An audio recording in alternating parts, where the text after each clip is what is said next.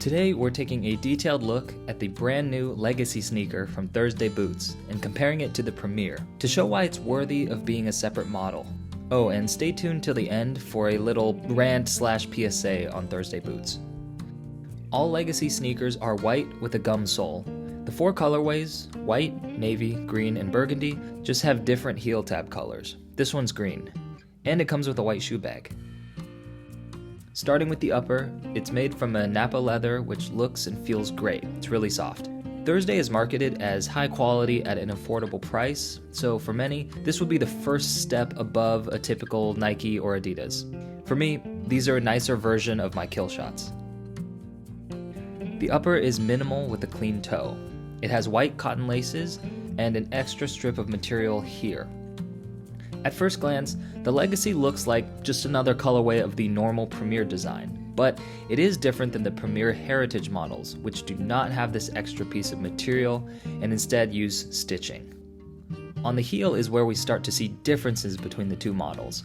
The Legacy features the heel tab, which I think is made of leather, but it feels like a micro suede. The Legacy also has a lower heel height, which gives it a more casual silhouette compared to the Premier.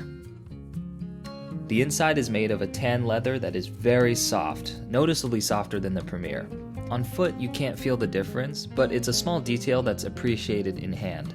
One thing I love about Thursday's shoes is their heel construction. You'll notice that there's no stitching or seams here that could potentially create hot spots. And that's something I hate on other shoes, which sometimes have a seam going right down the middle here that just rubs against my ankle and becomes uncomfortable.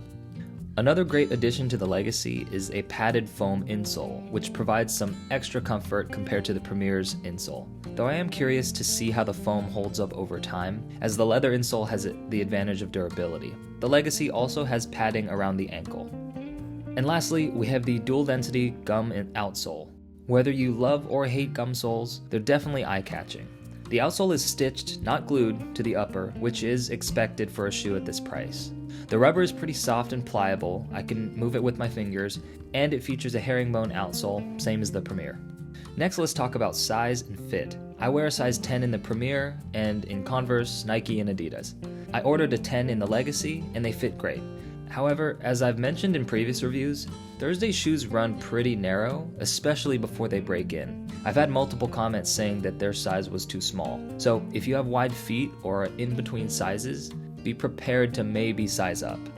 I've had my other shoes from Thursday for almost 2 years and wear them every day at work, and they've held up great and get more comfortable as they break in. Though it is worth noting that they are leather shoes, so expect them to crease.